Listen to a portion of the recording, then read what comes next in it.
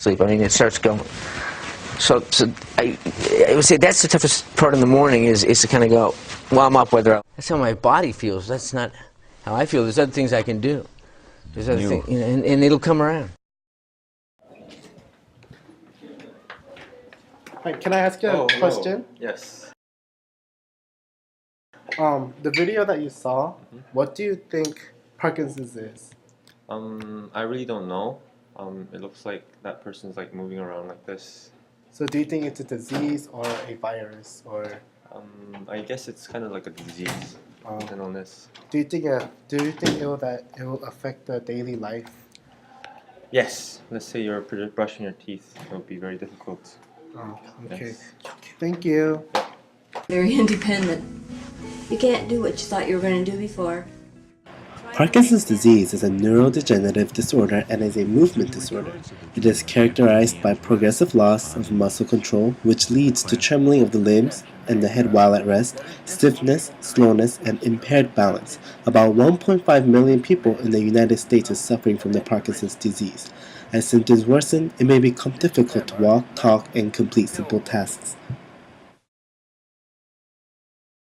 The exact cause of the Parkinson's disease is unknown, but one of the main explanations is that it is caused by a failure or the impairment of the nerve cells, which are the neurons, in an area of the brain known as the substantia nigra. When functioning normally, these nerve cells produce a vital brain chemical known as the dopamine. The dopamine serves as a chemical messenger, allowing communication between the substantia nigra and another part of the brain, which is called the corpus luteum. This communication coordinates smooth and balanced muscle movement, but a lack of the dopamine results in abnormal functioning neurons, which causes a loss in the ability to control the body movements. Other factors are when the body is exposed to toxins or certain viruses, or when there is a presence of the Lewy bodies. The history of the Parkinson's disease stretches back nearly to 2,000 years ago, long before modern doctors were able to give the disease a name and identify its cause. It was described and charted by physicians. Ayurveda, an ancient Indian medicine, describes the symptoms of Parkinson's disease and refers it to as a Kampavara. In 175 AD, the first reference to Parkinson's appeared in Western medical literature. At the time, it was referred to as the shaking palsy due to the nature of its symptoms. In 1817, a London physician named James Parkinson took a special interest in the disease, known as the shaking palsy, and published an essay on it.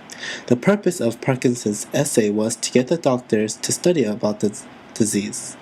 Unfortunately, it had little impact on the medical community at the time, and about 60 years later, a French neurologist named Jean-Martin Charcot began research on the shaking palsy. Charcot based his research on Parkinson's earlier paper and decided to name the disease after him. Age is the largest risk factor for the development and the progression of the Parkinson's disease. Most people who develop Parkinson's disease are older than 60 years of age, and approximately 15% of the patients with Parkinson's disease are before the age of 50, which is called the early onset. Men are affected about 2 more times than women, and a small number of individuals are increased risk because of a family history of the disorder. The order for the most likely to be affected is from Hispanics, whites, Asians, and then blacks. Other factors can be head trauma, illnesses, or exposure to environmental toxins such as pesticides and herbicides, which may be another risk factor. The people with Parkinson's disease may have trouble talking, walking, or even completing simple tasks. They may also have problems such as sleep problems, depression, or trouble chewing, swallowing, or speaking. Tremor is one of the main symptoms of Parkinson's disease, which is a characteristic of shaking, and it often begins in the hand, and a back and forth rubbing of your thumb and forefinger, known as pill rolling, is common and may occur when your hands is at rest. However, not everyone experiences the tremors. Another symptom is slow motion, which is bradykinesia, because the Parkinson's disease reduces the ability for the body to innate voluntary movement.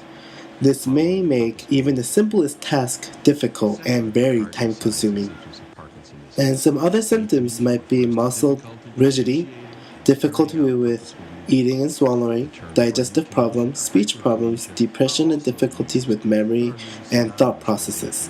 And because of all these symptoms and all these setbacks, a patient with Parkinson's disease cannot live a normal life and will have a very hard lifestyle.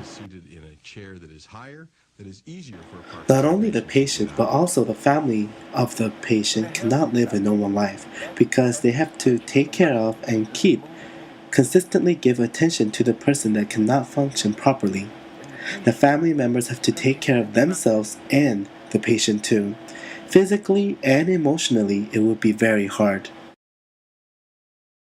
The Parkinson's disease continues to get worse if left untreated. And as Parkinson's becomes more advanced, facial movement, blinking and spontaneous smiling, and expression all become more difficult, and people have increasing difficulty functioning independently. However, many people with Parkinson's never reach this stage because they live a normal lifespan and continue to receive significant benefit from their anti-Parkinson's medications. Problems in the advanced Parkinson's disease deal with weight loss, walking and balance problems, swallowing, sexual dysfunction, impaired performance of activities of daily living, falls, difficulty with urination, communication and cognitive decline and behavioral problems. There are no cures for Parkinson's disease, but there are treatments for the symptoms of the Parkinson's disease.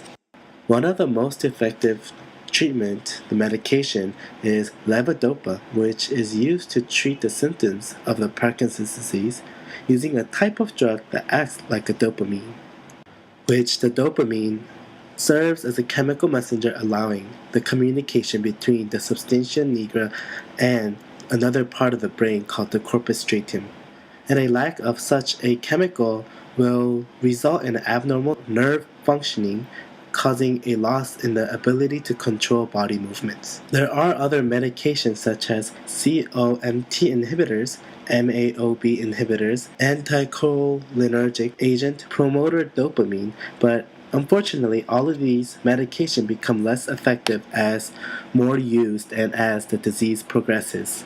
And according to the stages of the Parkinson's disease, therapies such as physiotherapy, speech therapy, and occupational therapy will be accessible to the patient. And sometimes, if medicines no longer help, the doctor may recommend that the patient have surgery. Deep brain stimulation is the most common procedure. Electrodes will be placed in your brain in the areas that are important in controlling movement. The electrodes will be connected to a pulse generator, which will be placed under the skin in your chest. Tiny electrical currents will be sent from the pulse generator to your brain, and this may help to reduce the patient's symptoms of the Parkinson's disease. The financial burden of Parkinson's disease on individuals and their families is great. Drugs commonly used to treat the Parkinson's disease cost between $1,000 to $6,000 per year per patient. Annual medical care, including doctor's visits, physical therapies, and treatment for co-occurring illnesses, is estimated at $2,000 to $7,000 for people in early stages of the disease and is probably much higher for advanced stages. Surgical treatments for Parkinson's disease can cost $25,000 or more. As the disease progresses, institutional care at an assisted living facility or nursing home may be required, and these costs can exceed $100,000 per person annually. Parkinson's disease may be one of the most complex and one of the most baffling of the neurological disorders. Its cause remains a mystery, but research in this area is active with new and intriguing findings constantly being reported. National Institute of Neurological Disorders and Stroke, NINDS, Active Information Program provides patient and the general public with educational materials and research highlights. And as a world leader in research on neurological disorders, including Parkinson's disease, the NINDS supports a wide range of basic laboratory studies and clinical trials all around the world. Current research programs funded by the NINDS include using animal models to study how the disease progresses, developing new drug therapies, and implanting tissue in animals and humans. Through these and other research projects, scientists are moving even closer to unraveling the mysteries of Parkinson's disease. One example of the new finding is gene therapy, which involves delivering normal genes directly to the patient's brain to help prevent the death of brain cells. And other research is looking at whether nerve cells that are lost in people with Parkinson's disease can be replaced with new, healthy cells from stem cell growth in the laboratory. There is no way to prevent Parkinson's disease. Research has shown that people who eat more fruits and vegetables, high-fiber foods, fish, and omega-3 rich oils, sometimes known as the Mediterranean diet, and who eat less red meat and dairy may have some protection against Parkinson's disease. But the reason for this is still being studied. But in case, eat a lot of fruits and vegetables, which will increase the fiber, eat a lot of high protein food, and eat dairy items. And also exercise, because physical therapy and daily moderate exercise can help maintain normal muscle tone and function. And to conclude, thank you for watching.